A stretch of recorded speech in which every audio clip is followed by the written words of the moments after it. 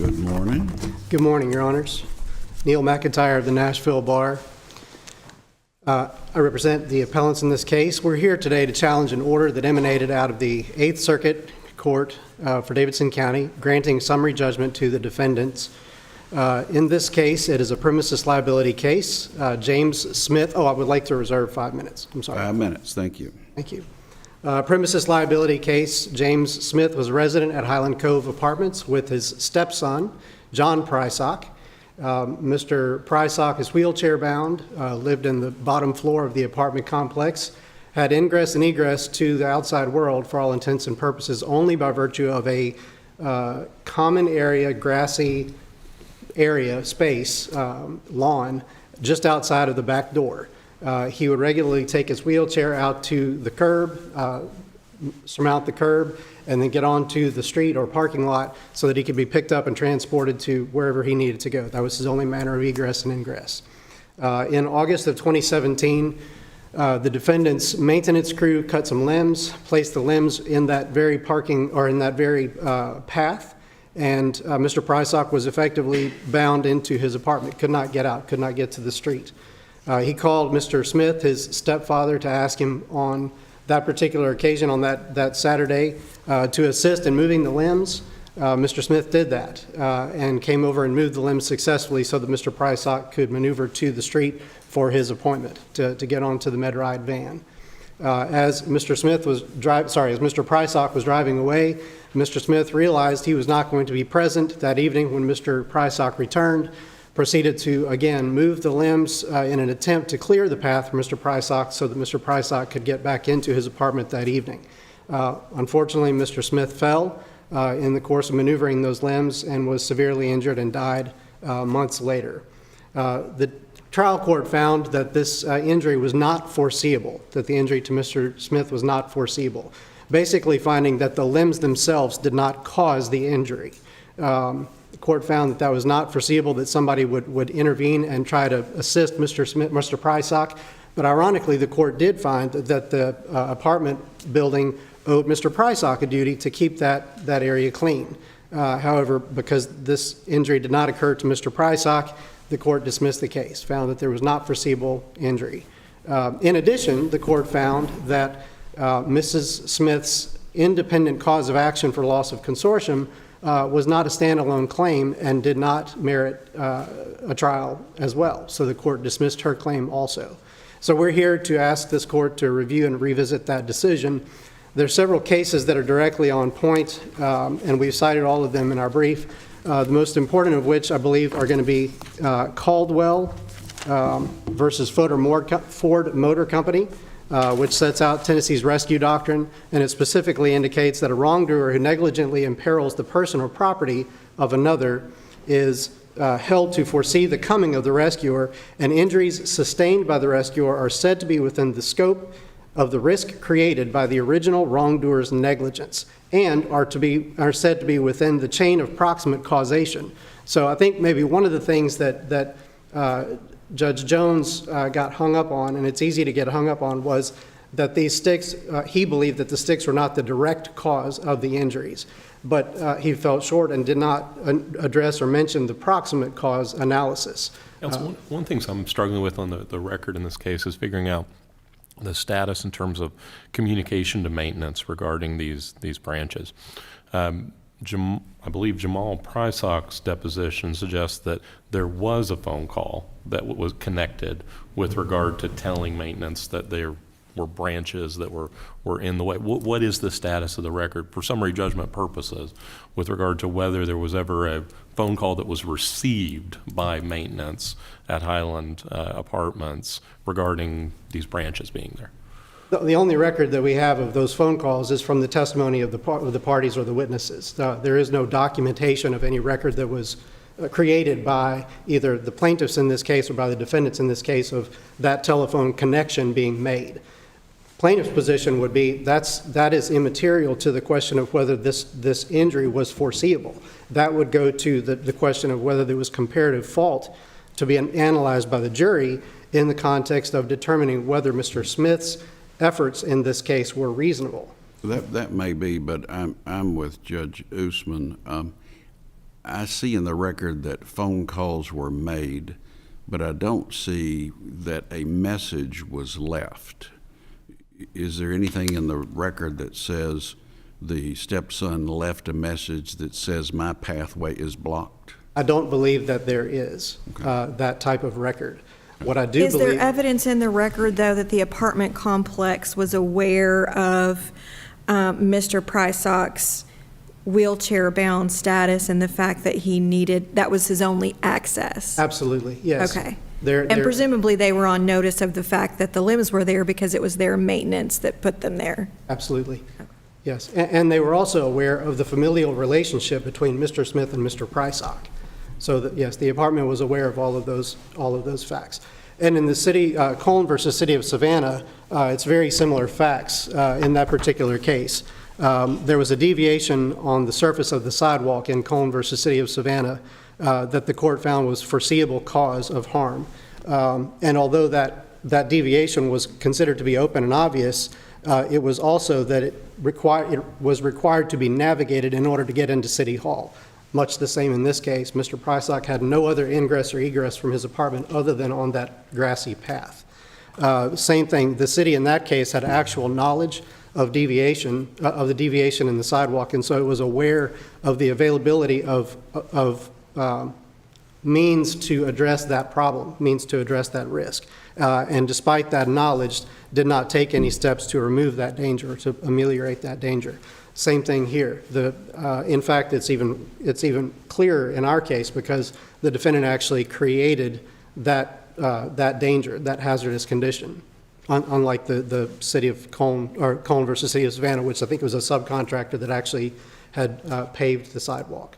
So the second argument that I want to raise to the court's attention is the fact that when the trial court dismissed Trina Smith's loss of consortium claim, the loss of consortium claim that Ms. Smith had was not totally dependent on the wrongful death of her husband. It actually vested prior to his death, and that is a separate cause of action that she is entitled to bring. That argument was raised, it was made before the trial court. The trial court specifically found that her claim should be dismissed because it did not believe that was a standalone cause of action. Isn't her claim, though, derivative in the sense of the underlying negligence as to, if there's no negligence as to James Smith, then there's no loss of consortium claim that Ms. Smith has. So in that sense, it's a derivative claim, isn't it? It is absolutely a derivative claim, and the plaintiffs have never shied away from that. The problem in this case is that analysis was not conducted by the court. What the court said is that regardless of whether there's a duty, regardless of whether there's the claim that Mr. Smith had, whether that's viable or not, her claim cannot stand alone in this case because it does not. The court found that as a matter of law, she was not entitled to bring a loss of consortium theory of liability apart from the wrongful death statute. So you're not suggesting, counsel, that if James Smith doesn't have a surviving negligence claim, then Trina Smith has no surviving consortium claim, right? In terms of if there's no surviving negligence claim, her claim goes away. Correct. Okay. Correct. So I'll reserve the rest of my time. You've reserved 5, so you've certainly got time. Okay. Anything else you want to say? Your Honors, we believe that there are specific reasons in this case. Obviously, Shaw versus Metro is the other one that I was going to mention.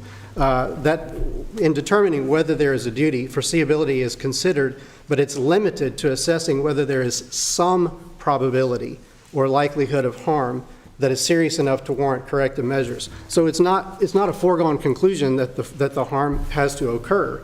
That's not the foreseeable test. The foreseeability test is there a probability that somebody's going to get hurt as the result of something that we did? Counsel, I do have one question about open and obvious in terms of how that's impacted here by, and the roots that are exposed, seeing those.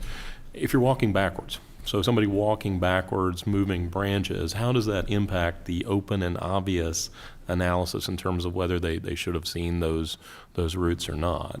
I think there's a case that Cone versus City of Savannah relies on out of Florida, Your Honor, and I believe that case was Regency Lake Apartments versus French. And in that case, the analysis went that you have to look at the reason why the person was walking backwards. If that reason, which factors into the whole calculus of that, the individual who's encountering that danger, that analysis, then if the reason that the person was walking backwards is justifiable, then that answers that question. All right, thank you, Mr. McIntyre. We'll hear from you on rebuttal. The appellee is now ready for argument.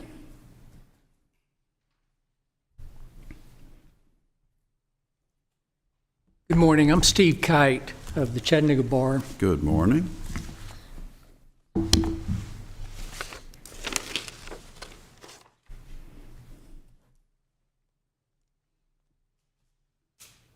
The stack of tree branches that we've been talking about on the yard of the H building of the Highland Cove Apartments on August the 19th of 2027 was not a dangerous condition. It was open and obvious. It was, by description of the parties that have testified, relatively large, feet high. Well, wasn't it a danger to one of the residents who had no way to ingress or egress the apartment, and that was known to the apartment owner and management? It was known to the apartment, Your Honor, that his means of ingress and egress was through that yard. There are pictures of that yard, 3 pictures in our brief. There was no question about that. They stacked the branches they had trimmed there, and Mr. Prysock has said that he needed some help getting by them. No, Your Honor, it wasn't a danger to him. All he had to do, if he felt that was a problem, was to call maintenance. He did. He's testified. He did. He's testified. He made the call. He never left a message. He never connected, and he never left a message. But they put it there. They did put it there, Your They Honor. knew it was his only means of ingress and egress. They knew that was the way he went in So and out. they had the knowledge. They put it there, and they knew that was his only path, so they knew. They didn't need a phone call from him. They knew, Your Honor, that where the limbs were, they knew his means of ingress and egress. And This record does not establish, except through the testimony of Mr. Prysock, that blocked his egress to the parking area. The record indicates that the apartment owner and the management company knew that was his only way in and out, and they knew it was blocked. And you're going to argue to me that they didn't know. Your Honor, I'm going to Seriously. suggest respectfully, I'm going to No, you're going to insult my intelligence. The record says your clients knew that was his only way in and out. And the record says they knew it was blocked. But you want me to say they didn't know. I'm going to say, Your Honor, that I'm not sure I agree that the record establishes that area was blocked. Yes, they knew that he rode across the yard to get to the right access bus. Yes, they knew that. They knew that there was a stack of limbs in the yard. And as I say, there are 3 pictures. Doesn't the record indicate that they knew the path was blocked? No, Your Honor. No, Your Honor. Really? I don't think the record indicates that at all. Okay. Well, that's the way I read it. But if I'm wrong, Counsel, I'll read it again. There are 3 photographs in the appellee's brief, and there are drawings made on those by Mr. Prysock, who lived at those apartments, and by Mrs. Smith, who lived across the street, as to where those limbs were. Counsel, you can see that, at least for purposes of summary judgment, there's at the least a disputed fact as to whether they were aware of those branches being in the way of his path. Even if you're certain they didn't know, but for summary judgment purposes, which is what we're here on, isn't there at least a disputed fact as to their awareness that that's blocking his route? All right, okay. I mean, I'll accept that.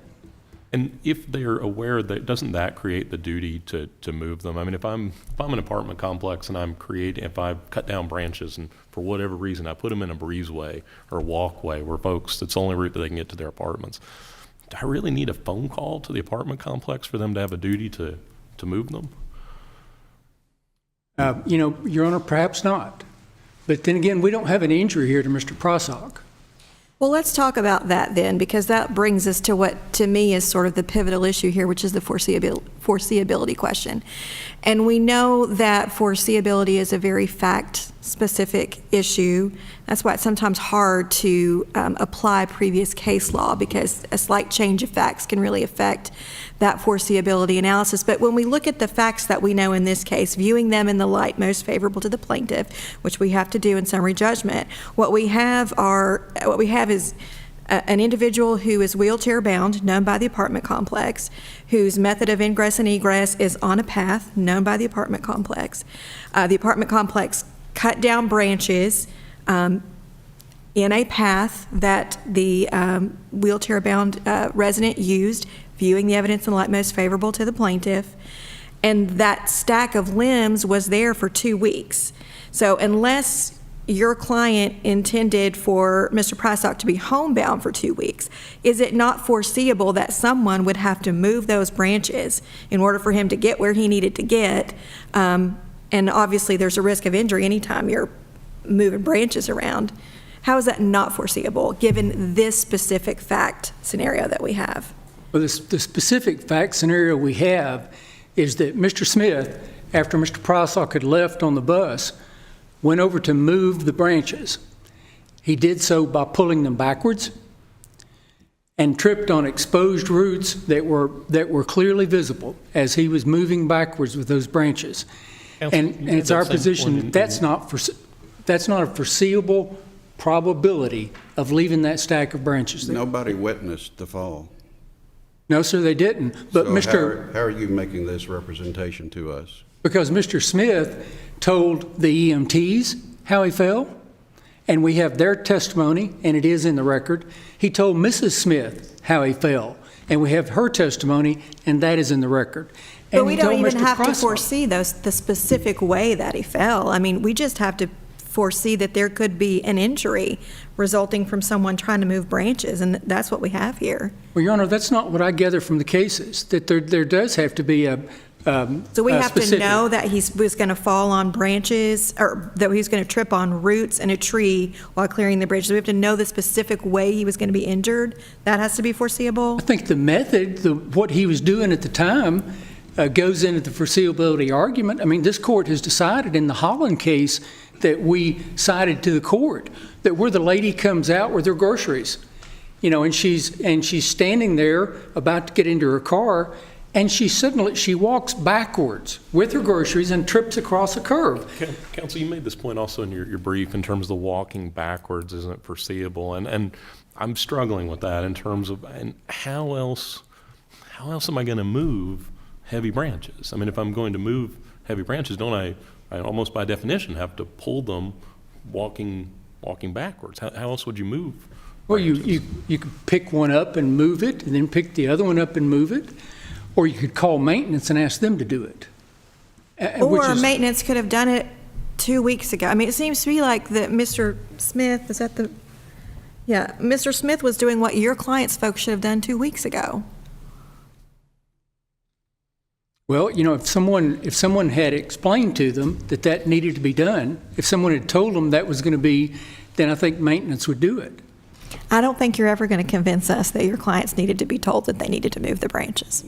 I think we're unconvinced on that one. Yeah. Okay. All right, Your Honor. I understand. Again, it wasn't Mr. Prysock that was injured in this case. It was Mr. Smith. Mr. Smith. Counsel, isn't that even more foreseeable here, given Mr. Prysock's disability that limits it? I mean, he can't move the branches himself, and somebody's going to have to move them for him. And isn't that even more foreseeable here, given the nature of the physical limitations that he's operating under? Someone would have to do it. If his ingress and egress really was impeded, someone would have to do it. And you would think that in 2 weeks, someone would have contacted maintenance and asked them to do You're making that. that argument we've just told you is not going to work. That, as we say down south, that dog don't hunt. All right, Your Honor. We might try something else. Well, Your Honor, the trial court found that it was not a reasonably foreseeable probability that this was going to happen. That's the central issue in this case. The other issues that have been mentioned, I don't think are that central. Clearly, the loss consortium claim dies if the original claim is gone. So that's our position. Our position is it's not reasonably foreseeable. We think that it is no more foreseeable. This accident was no more foreseeable than in Eaton versus McLean and going down the dark staircase when the lady got up in the morning. It's no more foreseeable even than the Cotton case that was cited by the plaintiff, the Court of Appeals case. Of course, the Supreme Court said that suicide was not reasonably probable. Counsel, on the loss of consortium claim, do you agree to that? And it's derivative in the sense that if there is no surviving claim for James Smith here, then there is no claim for Trina Smith for loss of consortium. But would you agree that it's a separate claim that she has, that it's not all folded into the claim of James Smith's claim? Your Honor, I assume that it was. I mean, I agreed with the trial court that it became part of the wrongful death action. I mean, that seems to be what our courts have said. That was what the Jordan versus the Three Rivers case said, that it is an element of the pecuniary value of the life of the decedent. So I assume that it was. What I'd suggest is it doesn't matter. I mean, if the underlying claim fails, then the loss of consortium claim fails. I mean, it's just that I don't care if it's separate. If the loss of consortium was before the death and is a separate claim, it doesn't matter. It fails if the underlying claim fails. Thank you, Your Honors. All right. Thank you, Mr. Kite. Mr. McIntyre, rebuttal. Just briefly, Your Honor, I think the case law also is equally clear that Ms. Trina Smith's loss of consortium claim would have stood alone had Mr. Smith not died. She still would have had the right of action for loss of consortium had he not passed away. So I think for that reason and that reason alone, it is a standalone claim that should not have been dismissed as a matter of law. All right. Thank you both for your arguments. We'll take the matter under advisement.